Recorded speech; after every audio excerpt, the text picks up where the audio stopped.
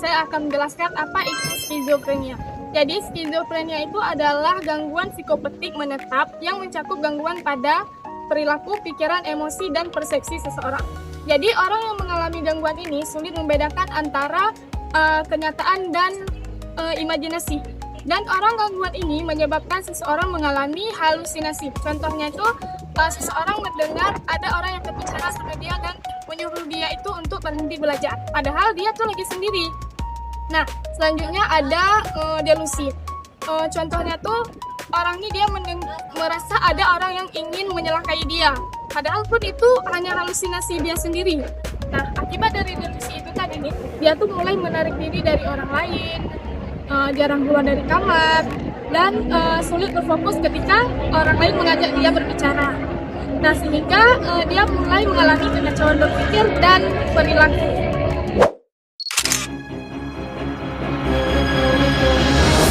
Nah, kalau kita bicara tentang skizofrenia, ternyata perjalanan sejarah ini panjang loh. Sejarah ini dimulai dari para psikiater besar yang mencoba memahami apa itu sebenarnya gangguan. Tokoh yang pertama ada Emil Kraepelin. Emil Kraepelin ini dikenal sebagai bapak psikiatri modern yang memperkenalkan istilah demensia precox yang artinya demensia dini. Menurut dia, skizofrenia ini membuat seseorang itu kehilangan kesatuan antara pikiran, perasaan, dan tindakan. Nah, tokoh yang kedua ada Eugen Bleuler. Nah, Eugen Bleuler inilah yang mengubah nama demensia precox menjadi skizofrenia yang berasal dari bahasa Yunani, yaitu skizo artinya terbelah dan phren artinya pikiran. Jadi skizofrenia ini adalah pikiran yang terbelah. Dan Bleuler juga terkenal dengan 4S, yaitu association, pikiran kacau atau tidak nyambung. Kemudian yang kedua efek, emosi datar atau tidak sesuai. Kemudian yang ketiga ambivalence, perasaan bertentangan dalam satu waktu. Kemudian yang terakhir autism, menarik diri dari kenyataan dan asik dengan dunianya sendiri. Kemudian tokoh yang ketiga ada Kurt Snyder. Kurt Snyder inilah yang membantu dokter membedakan antara skizofrenia dengan gangguan jiwa lain melalui klasifikasi gejala. Dan Snyder ini membagi menjadi dua, yaitu first rank symptom, gejala khas misalnya mendengar suara yang seolah bicara langsung dengan diri pasien, atau dia merasa dirinya itu dikendalikan oleh orang lain. Yang kedua, second rank symptom, ini tuh gejala tambahan yang tidak sekuat first rank symptom. Jadi Kraepelin dengan demensia precox, Bleuler dengan skizofrenia dan 4S, dan Snyder dengan klasifikasi gejalanya, semua berperan membentuk pemahaman kita tentang skizofrenia.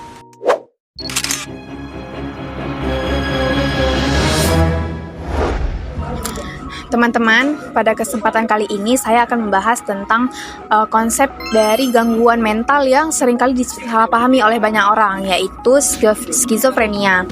Skizofrenia ini merupakan gangguan psikotik menetap yang dapat mempengaruhi pikiran, perasaan, emosi, perilaku, dan persepsi seseorang.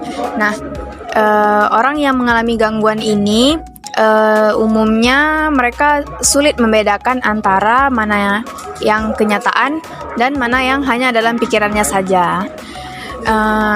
Ini juga yang seringkali orang-orang sering salah pahami, yaitu tentang konsep dari gangguan skizofrenia. Gangguan skizofrenia ini bukanlah kepribadian ganda, yang mana penderitanya memiliki 2 atau lebih kepribadian yang berbeda-beda.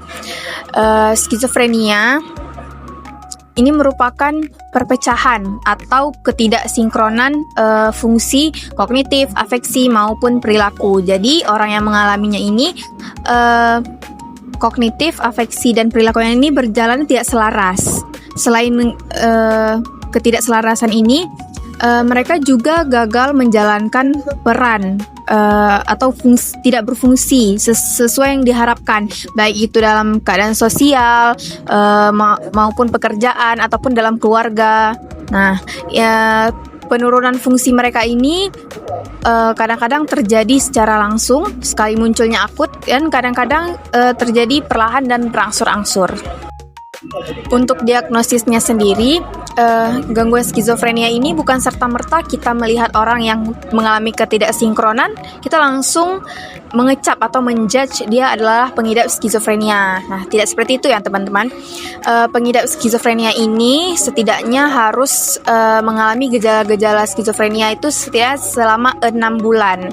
Dengan 1 bulan masa aktif di mana gangguan-gangguan ini terus-menerus terjadi, sehingga baru bisa didiagnosis dia mengalami gangguan skizofrenia. Ini juga nih yang orang-orang jarang tahu bahwa skizofrenia ini biasanya muncul pada usia remaja akhir hingga dewasa awal nih teman-teman. Karena pada masa ini perkembangan pemikiran sudah mulai matang dan orang-orang sudah mulai membentuk identitas sosialnya. Walaupun beberapa kasus ada juga yang terjadi di selain masa ini.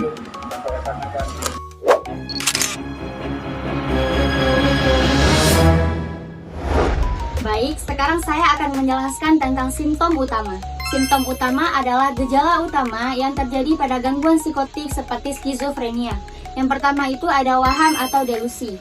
Waham atau delusi adalah sebuah keyakinan yang salah atau keyakinan yang menyimpang, namun diyakini dengan sangat kuat oleh penderitanya, meskipun kita sudah memberikan penjelasan secara logis serta bukti yang nyata. Contohnya, penderita merasa seseorang ada yang mengawasinya hingga ingin mencelakainya, padahal itu sama sekali tidak ada. Nah, yang kedua itu ada halusinasi. Halusinasi adalah gangguan panca indera yang tidak nyata atau disebut sebagai halusinasi auditori, di mana penderitanya ini mendengarkan suara-suara yang aneh. Bahkan suara-suara tersebut meminta untuk mengejeknya atau mencemoohi dirinya, padahal suara tersebut tidak ada. Kemudian ada gangguan dalam berbicara.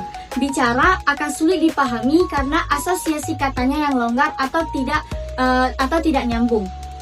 Atau terkadang bisa saja adanya kata-kata baru atau disebut sebagai neologisme. Atau ada juga suara-suara yang tidak keluar atau disebut sebagai blocking. Nah, yang keempat itu ada pergerakan yang aneh ataupun katatonik. Nah, katatonik ini adalah sebuah aktivitas motorik yang dilakukan secara berulang-ulang dan tidak ada tujuan yang jelas. Contohnya seperti penderita melakukan duduk diam secara membeku dalam waktu yang cukup lama dan tidak ada tujuan yang jelas.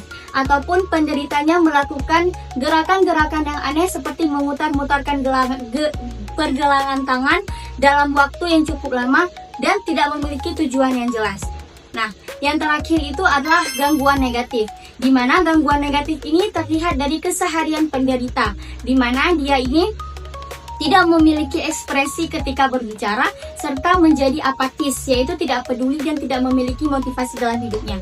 Sehingga orang-orang yang seperti ini menarik dirinya dari lingkungan yang ramai dan ingin selalu terlihat tertutup.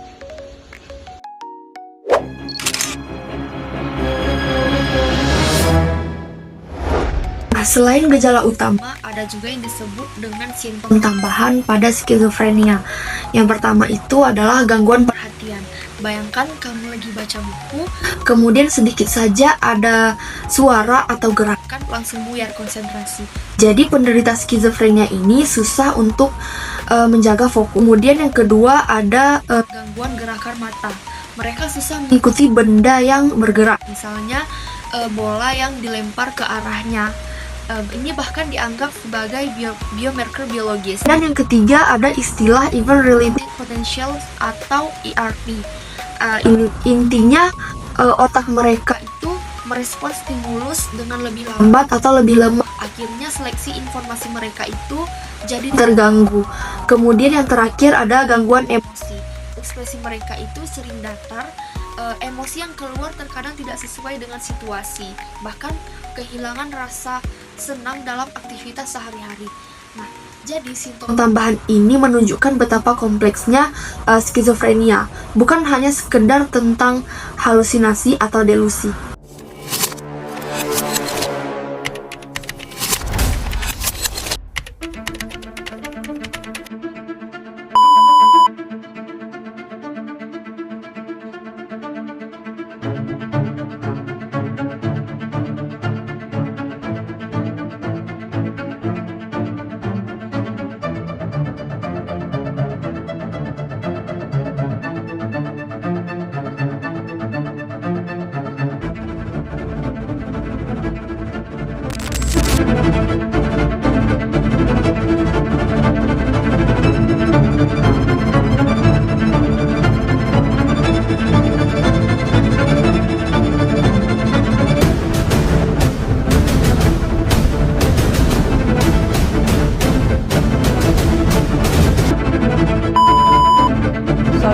polisi menetapkan SNF atau ibu korban.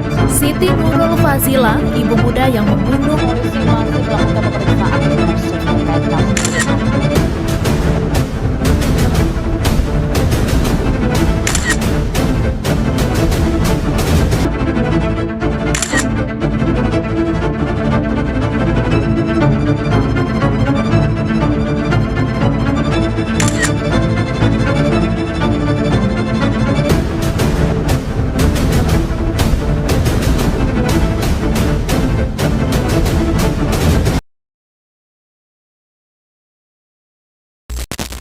Saudara, polisi menetapkan SNF atau ibu korban sebagai tersangka kasus pembunuhan terhadap anak kandungnya yang masih berusia 5 tahun di Bekasi, Jawa Barat.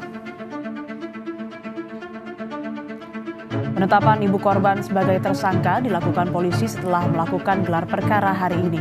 Tim penyidik Satreskrim Polres Metro Bekasi Kota saat ini telah memeriksa 5 saksi, diantaranya saudara ayah korban, kerabat tersangka, dan petugas keamanan. Penyidik kini juga tengah memeriksa suami tersangka atau ayah korban. Saat ini polisi masih mendalami motif pembunuhan dan kondisi kejiwaan tersangka. Ini orang kontrak, Bi. Lihat sini kontrak. Saudari SNF atau ibu dari korban itu telah ditetapkan sebagai tersangka. Ya, berdasarkan bukti yang cukup yang ditemukan oleh penyidik. Persangkaan pasal yang diterapkan oleh penyidik adalah kekerasan terhadap anak yang mengakibatkan meninggal dunia, kemudian dilapis juga dengan pembunuhan. Hasil pemeriksaan psikologi sementara, tersangka atau ibu korban mengalami gangguan halusinasi dan terindikasi gejala skizofrenia, sehingga menyulitkan polisi untuk menggali motif pembunuhan oleh tersangka. Polisi menyebut suami tersangka pun mengakui jika terdapat tanda-tanda keanehan dari sang istri sejak 2 bulan terakhir, seperti sering berhalusinasi. Atas hasil ini, tim psikologi merekomendasikan agar tersangka dilakukan pemeriksaan psikiater.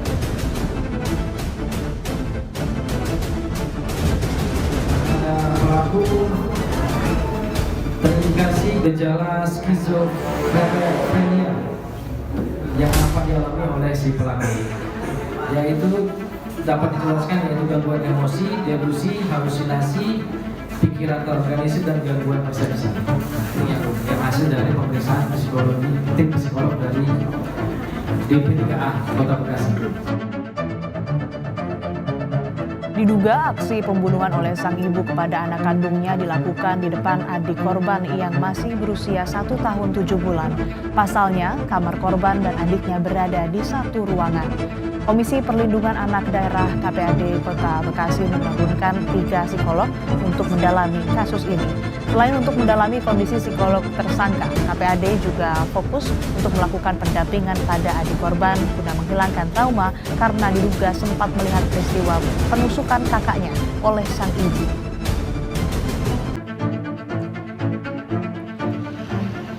Dalam proses pendampingan oleh tim dari DP3 dan Komisi Perlindungan Daerah Kota Bekasi. Berarti anak itu sempat melihat. Kalau dari kan memang dia secara komunikasi belum lancar ya, tapi ada beberapa indikasi sempat anak itu kaget, beberapa kagetan gitu.